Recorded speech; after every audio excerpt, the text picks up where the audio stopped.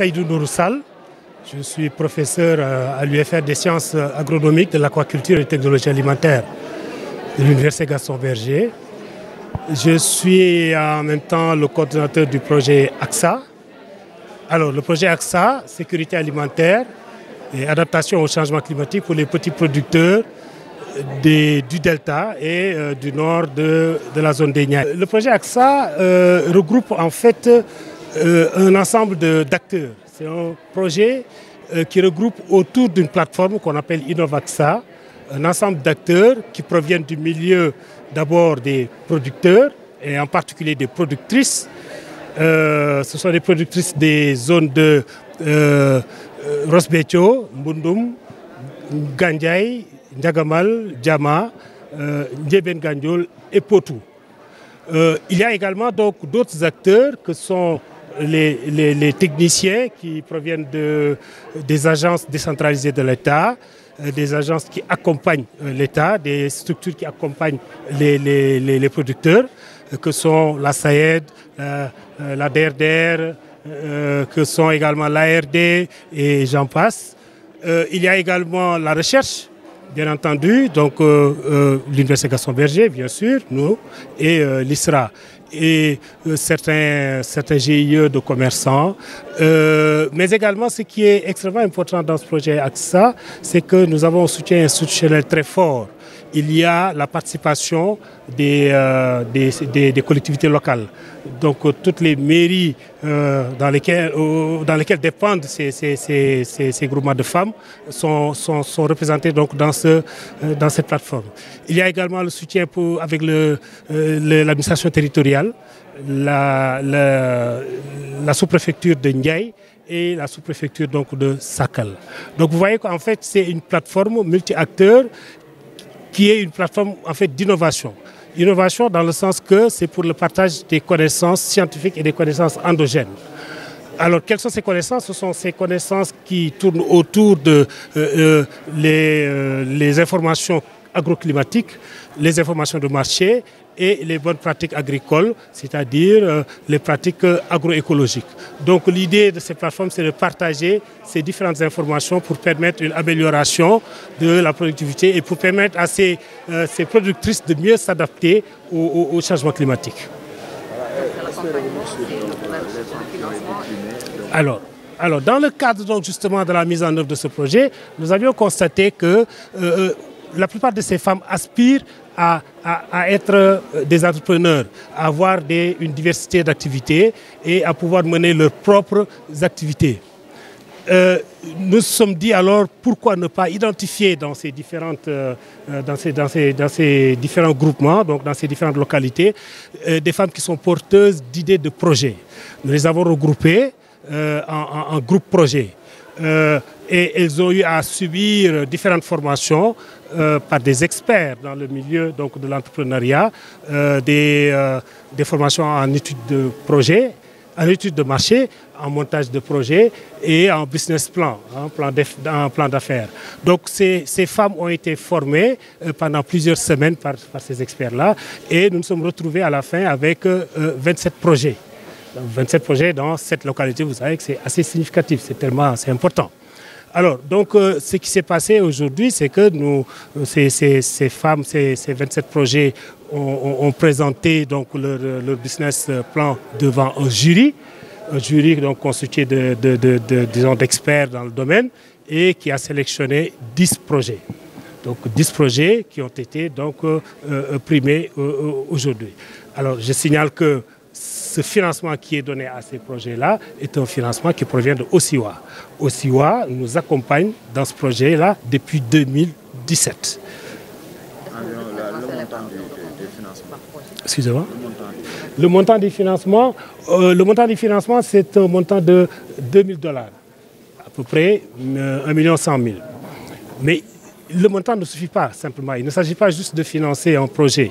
En réalité, c'est un montant qui leur permet de démarrer. des activités. Mais nous avons prévu donc dans ce projet un accompagnement technique et financier qui a été donc budgétisé dans le cadre de ce projet et avec bien entendu le support de l'incubateur. Vous savez, au niveau de l'Université Gaston Berger, nous avons un incubateur qui permet on va dire de faire démarrer des projets à des entrepreneurs, de les accompagner, de les orienter vers des partenaires financeurs, vers les partenaires qui peuvent améliorer donc le taux de financement et également pour pouvoir, on va dire, jusqu'à leur permettre de pouvoir voler de leurs propres ailes. Et en ce moment-là, justement, ces projets-là vont sortir de l'université pour aller se développer ailleurs. Mais l'incubateur joue un rôle qui est extrêmement important là-dedans. Et tout cela est budgétisé au-delà même du financement qui est donné actuellement, qui permet juste un démarrage des activités pour ces femmes. Solo ndaje bi nag dañu am benn projet boo xamante ni bu ñuy woowee AXA. Adaptation, sécurité alimentaire, adaptation au changement climatique pour les petits producteurs de la vallée, du delta de la vallée et de la zone nord des Niayes. mu doon projet boo xamante ni aussi waa moo ñu ci ànd ak ñun financé ko depuis 2017 ba léegi projet bu am solo projet bi nag li ko wund moom dafa doon li nga xamante ni dañuy fexe dajale képp koo xamante ni yaa ngi liggéey ci mbirum mbay muy baykat yi seen bopp. D'abord baykat yi surtout nag dafa doon baykat yu jigéen yi baykat yu jigéen yi mooy ñi dëkk Mbundum ba Potou maanaam juróom-ñaari localité la ñii Mbundum lañ dëkk ñii Ross Béthio ñii Gandiaye ñii Njagamal ñii Jama ñii Ndiébène Gandiol ak Potou. Alors dañuy dajale baykat yooyu ak ñeneen ñi nga xamante ni ñi ngi ci mbir mi ñi ngi ci mbirum mbay mooy structure d'encadrement yi ngeen di gis nii mooy ñoomeen waa SAED ñoomeen ARD ANCAR ak DRDR ak ñeneen ñi nga xamante ni daal wax dëgg yàlla ñi ngi ci. boole ci tamit recherche bi mooy ñun ñuy gëstu waa UGB waa ISRA tamit ñu bokk ci gëstu bi ak waa Africa Rice ak yooyu. boole ci tamit ñeneen ñi nga xamante ni ñoom dañuy dem ci affaire mbirum njënd ak jaay ak yooyu maanaam GIE commerce beeg yooyu. waaye am na lu am solo mooy ni que ci dajalo boobu am nañu soutien maanaam collectivité locale yi mairie yeeg chef de village yeeg yooyu yëpp ci biir projet bi la ñu bokk ak administration territoriale. donc loolu nag ñooñu ñëpp la ñu boole ci benn plateforme bu ñuy woowe Innov-AXA plateforme bi nag moom dafa boole ñooñu ñëpp pour nit ñi di gëstu nit ñi di waxtaan maanaam di lëkkaloo seen biir ci lépp loo xamante ni jot na ci li ñu naan xibaaru agrométéorologie ndax projet bi benn partenaire bi mooy ANACIM. donc nag xibaaru agrométéorologie buñ ko jotee dañ koy faram-fàccee xool li ci am solo ak li nga xamante ni mun a compréhensible maanaam xam nga du xibaaru météo yu nekk rek lay baykat yi mën a xam waaye ñun loolu plateforme mooy fexe ba nuñ koy jottalee ñoom ñu gën ko mun a comprendre. bokk na ci tamit lu jëm ci information de marché ndax képp kuy bay tamit war ngaa mun a xam fi ñuy jaayee. ñaata la ñuy jaayee ak nag kañ la ñuy jaay donc xibaar boobu dañ koy jaarale ci biir plateforme bi bokk na ci tamit li gën a am solo mooy xam ngeen bu ñu nee changement climatique war nañu seet mbay mi naka la ñu war a mën a fexe ba def mbay mu sell. donc projet bi dafay gën a yóbbu mbaykat yi ci li nga xamante ne mooy mbay mu sell maanaam wàññi tooke yi ñuy def ci biir tool yi wàññi engrais yi ñuy def ci biir tool yi fexe ba nga xamante ne li baax. ci suuf si ñu ko di def maanaam aar suuf si xam ngeen ne suuf moom boo ko aarulee bu ëllëgee dootoo ci jëriñu donc yooyu yëpp bokk na li nga xamante ne dañ ciy waxtaan ci biir plateforme mu amal njëriñ baykat yi. léegi nag li waral bés bi tey dafa doon loo xamante ni ci bu ñuy doxal projet bi seetlu nañ ni jigéen ñi ñu ci bëre ci gox yooyu ñoom demal seen bopp soxal na leen lool. maanaam fexe ba nga xamante ni dinañu munal seen bopp ci lépp loo xamante ni dina yokk indi seen yokkute di dem seen benn maanaam lu ñuy woowe autonomisation. mu amoon ci ñu bëri nag ñoo xamante ni booy wax ak ñoom rek leneen ñun daal dañoo bëgg nekk ay entrepreneur fexe ba nga xamante ni ñooy moomal suñu bopp fexe ba nga xamante ni dañuy doxalal suñu bopp. léegi nag ñu xayma leen ci biir gox yooyu xayma ba nga xamante ni jot nañ ci lu toll ni ñaar fukk ak juróom-ñaari projet.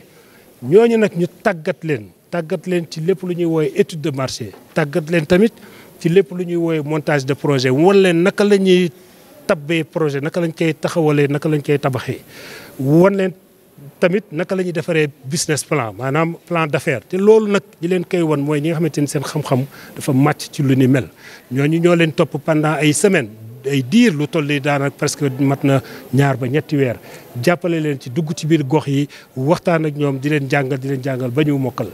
bu ko defee nag ñaar fukk ak juróom-ñaari projet yooyu ñëw taxaw nag ci kanamu benn jury boo xamante ni ñoom it seen xam-xam dafa màcc ci loolu ñu présenter seen projet jury bi nag xool projet yi nga xamante ni moo gën a du caaginu sax projet yi gën a baax waaye projet yi nga xamante ni daal ñoom ñoo raw muy fukki projet yooyu nag ànd ceeg aussi dañ leen di def benn financement initial boo xamante ni moom moo leen di permettre seen démarrage waaw te loolu toll na ci $2000 maanaam $1,100,000 te loolu bëriwul waaye nag démarrage la li ci am solo mooy projet moom gis nañu panélistes yi lu ñu wax projet moom du da ngay teg sa projet rek dem tëdd nelaw déedéet li am si solo mooy projet il faut que ñu koy xool di ko saytu di dem ci kanam di boo amee ay lu ko gàllankoor nga xam nag nga koy wëralee. loolu nag pour mu mën a nekk ñun avantage bi ñu am fii université mooy dañu am lu ñu woowee benn incubateur boo xamante ni ñi ciy liggéey ñu xarañ lañu te ñooñu li ñu mën mooy dañuy jàppale projet yi ñu choisir nii yëpp. dañ leen di dugal ci biir maanaam ñu incuber leen comme li ñuy wax rek naan nen dañ koy incuber waaw donc léegi nag li leen di incuber dugal leen ci biir projet bi ci biir incubateur bi jàppale leen di leen tàggat di leen won yoon bi di leen yóbbu ci bailleurs di leen won yoon bi lépp loo xamante ni am nañ ci ay problème maanaam ñu jàppale leen ci maanaam dafay mel ni daal liir buy raam rek commencé dox bay commencé daw bu demee ba mënal boppam ñu bàyyi ko donc nag projet yi nag bu ñu demee bu mënal seen bopp nag léegi en ce moment fekk ñoom dajale nañu ak ay financement yu dul jeex maanaam vraiment seen lépp ubbeeku bu boobaa nag incubation bi doogay mën a arrêté te loolu yëpp boole nañ ko ci programme bi.